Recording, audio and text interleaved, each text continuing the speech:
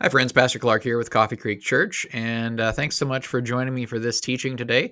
We are in the second part of a series called The Shift, and we're talking about some of the major shifts in our world and what's happened, and kind of how Coffee Creek is working on becoming more involved in our culture and how we can kind of address some of these changes in our midst head on. And especially as that relates to kind of how we lead people to know Jesus more and to know that Jesus is for them. So, one of the big things I've been thinking about is the way that our world is so disrupted right now. If you think about Airbnb, for instance, how it has just revolutionized the entire hotel industry. It flipped it upside down. No longer did you need to have massive capital and these huge, beautiful buildings, but anyone with a home could host. If you had an extra room, even, you could host through this app. You could all of a sudden kind of become a small B&B. And so that was really curious. You don't need Hilton's budget. You just need a willingness to open some space. Uber did the same thing to taxis, right? eBay largely did the same thing to garage sales and retail. So what we have here is the idea that small is the new big. And so no longer do you need massive infrastructure. If you have someone that is willing to kind of organize things and to distribute it, you can have a lot more decisions and choices and opportunities that go beyond kind of just a short, limited level of it. Now, discipleship, as we talked about last week, was never meant to be a classroom experience alone. And that's certainly not what the early New Testament church was doing.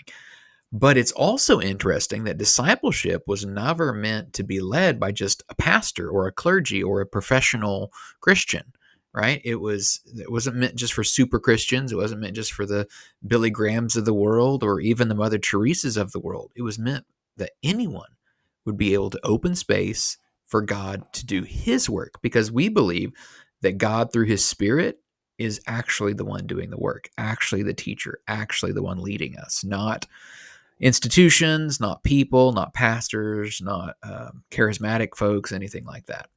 And so, if you think about the old model of church, and this started a very long time ago, but you had this very hierarchical top down model. And then, you have the Reformation, and you have this great movement to upheal this. But does it really change it that much? I mean, there's no pope anymore, and we tell people they have access to God, but it's still pretty top down. It's kind of just remove the pope, and then you have your mid level managers, and you have your local shepherds like me, and people in the church, and you still kind of have that clergy laity distinction kind of going on. And there's not that much of that in the early New Testament church, and so maybe a better model for what the early church was doing is more like if you think of Tyre, with a hub in the middle and spokes, and so it goes out to the outer edge of the wheel. And in our modern culture, this is called decentralization, and even companies are finding some value in this. Now, utter decentralization leads to chaos, right? That's where the house church movement has largely sputtered out time and time again. It keeps coming up. Let's do these network cell churches. Let's do home churches only. And so without a hub, it tends to fall apart, or without a network, it tends to just become too untethered to one another to make sense much anymore as a church. And so decentralization, though, has created some interesting opportunities. For instance, if you think about the music industry, you used to have to, get someone to think about you and get in front of a big funder, get in front of someone that could put the money together. And then a big studio would come in and you would get money up front. You would produce it, you would market it. They own the radio stations, so it would play there, and the artist then got a tiny cut of that. Books were much the same way. Now, tools come out where you can produce your own album by yourself and throw it straight up on Spotify or YouTube. You can write your book yourself and throw it up on Amazon. So there's a lot more going straight to the audience. Movies, books, all kinds of this.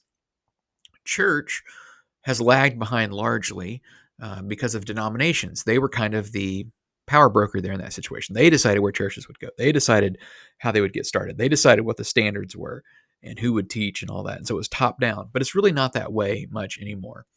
And so last Sunday, I was hoping to kind of inspire you to think differently a little bit and to think back to the early church and what was church service used for? What was the gathering? And then what were the kind of the outer things of that hub and spoke model?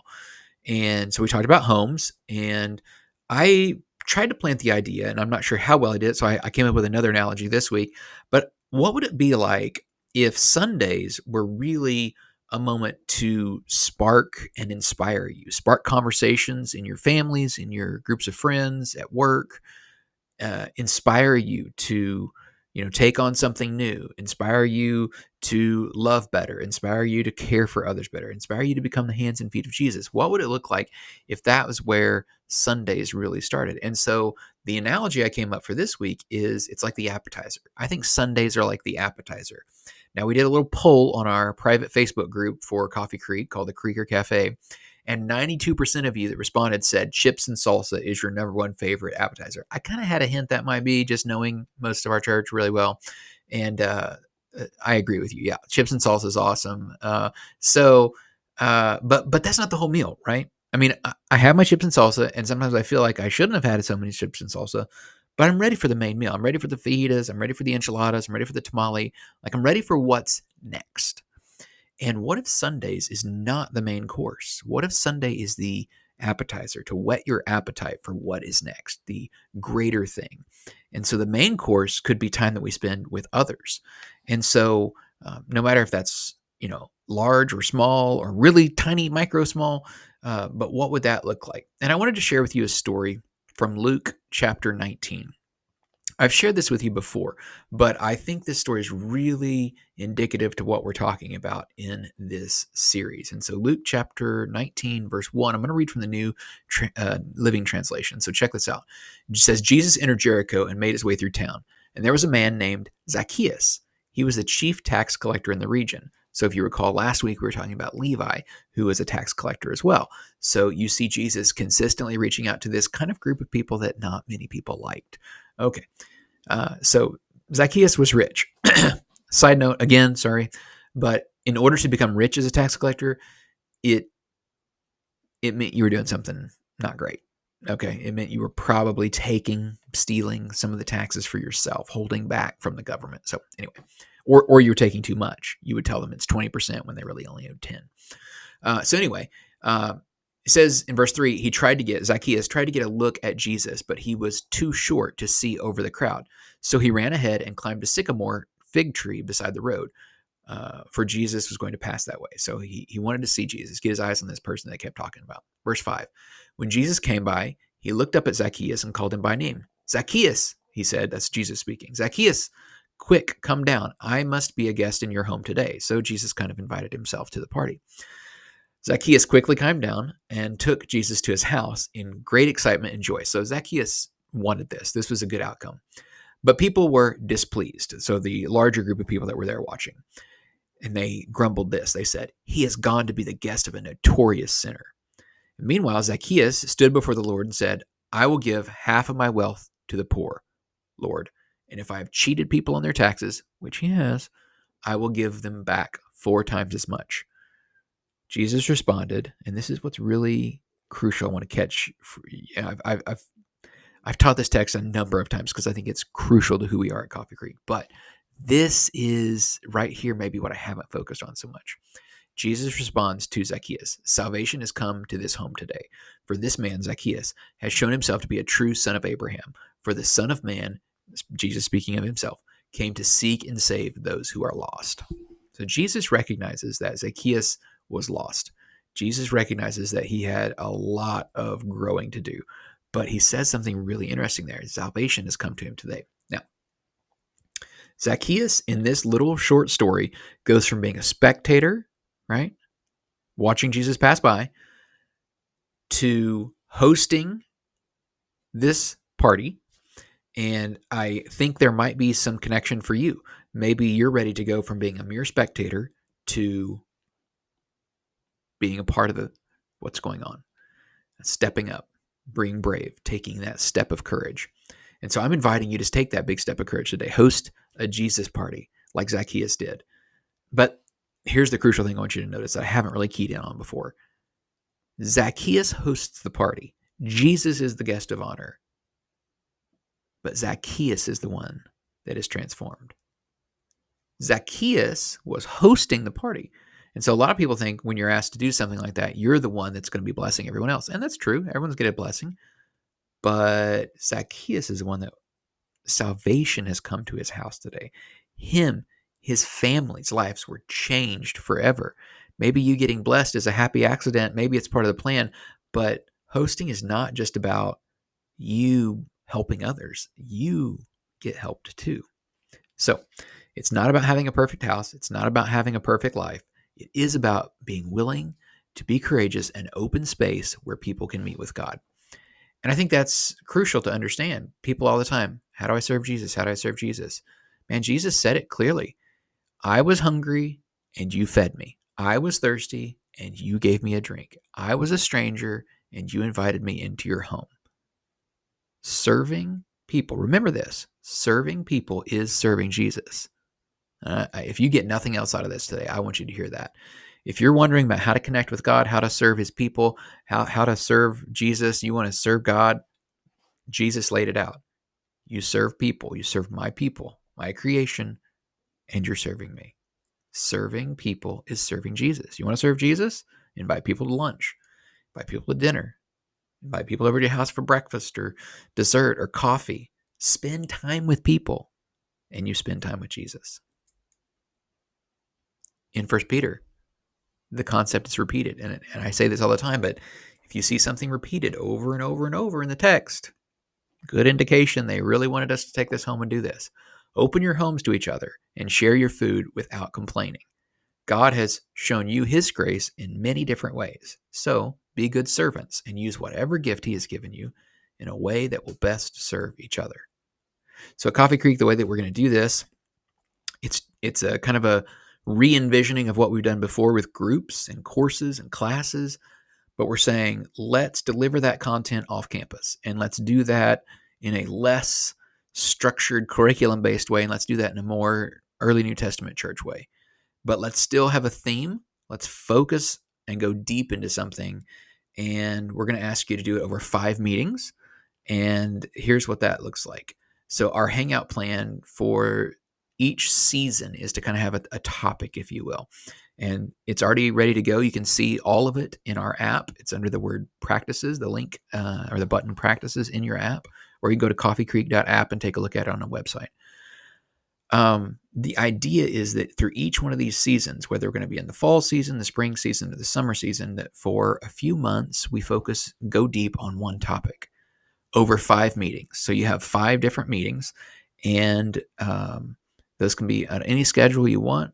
You can do them around life is what we're saying. Do it around what you're already doing. So in the fall, for instance, football is happening. A lot of people like to have football games or go to football games or watch a football game.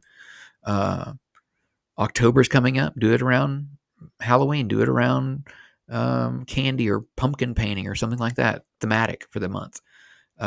Thanksgiving, man, have a Friendsgiving lunch or dinner. Christmas, do I have to go there? Christmas parties? I mean, come on. So there's so many opportunities, but planted around that. Our fall theme will be about Sabbath or rest. And we're going to go deep into what that means and what that looks like to really practice Sabbath. And it's way deeper than just going to church on Sunday. So I hope that you will take a look at doing that. And then Romans 12:13 says, always be eager to practice hospitality. I think I mentioned this one last week too, but again, it's this idea, practice makes perfect, right? So we've got to practice hospitality. We're not naturally good at hospitality, most of us. There's a few, we love those people, right? We love to go to their house. We love that they invite us all the time, but most of us aren't great at this. It takes practice. Not to be perfect. You can't get perfect. I may have just said that, but practice definitely helps us become better. So if you are willing to host, well, here's what we're asking: 5 meetings, 5 gatherings, 5 dinners, 5 lunches. You can mix it up every single time. You can do breakfast at one, just have people over for coffee for another. You can go out to a coffee shop. You can go out to a restaurant. I mean, there's tons of ideas. We have guides that will give you all the ideas, and I will send that out to you digitally if you don't have a copy of it, a paper copy of it that we hand out at Coffee Creek. But if you want to say yes to hosting, say, yeah, I'm going to serve Jesus by serving his people. Text the word host to 405-708-7341 right now before it leaves the screen. Do this, and I will get you resources, and I will be in contact with you regularly. You'll have my phone number. You have my email. So if I can be a reference or a help to you, but these are not difficult, right? This is very simple concept. Get together with some people, have a conversation, pray for each other, eat. I mean, This is not difficult stuff. We're not saying you have a certain amount of content you need to get through. There's videos to back you up if you want people to watch those ahead of time or after your meeting. There's scriptures you can read together. There's prayers you can say together. There's links for further reading. There's a book. I mean, there's all kinds of, there's a podcast. I mean, so much content, but none of it is like, click all these things off. You have to do this. It's all just optional. Every single part of it is optional. I think it will enrich your experience if you do any of it, but that's totally up to what time you have and what best works for your group. So you got audio learners, man, have them listen to the podcast ahead of time. You got people that rather watch a video. We got 20 minutes video teaching, very good stuff. You got people that like to read better. We got articles and links. We got a book, whatever you want. All of it is there for you in the app. It's all free. It's all ready to go right now. And you get to do these whenever you want. You can do 2 in 1 week. You can space them out a month apart. That's not the important part. The important part is getting together with people.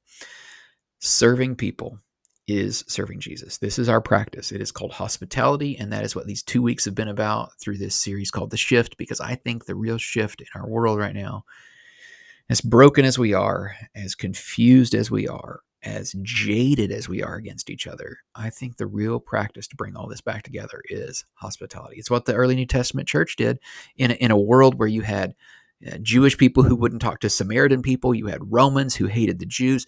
You had all this animosity and hatred with people living right next to each other.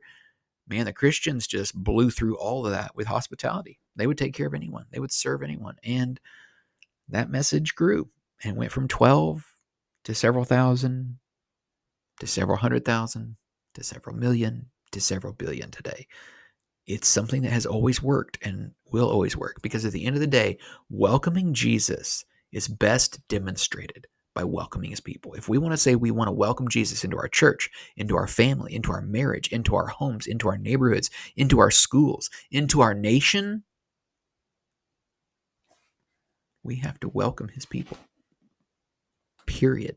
That's how you do it. And what's the inverse of that?